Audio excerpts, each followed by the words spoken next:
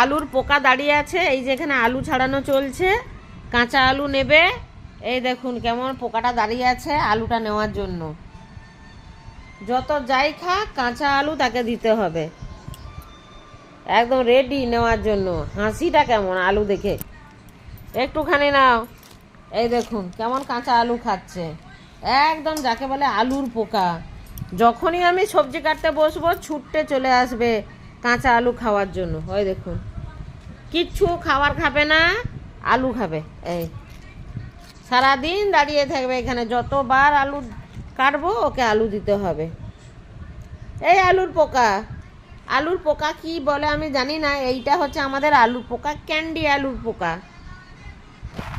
তোমাকে সব আলু দিয়ে দিলে রান্নাটা কিসে হবে শুনি? এইভাবে কেউ কাঁচা আলু খায়? এই তুমি কি ছাগল? পাবে না, এটাই লাস্ট।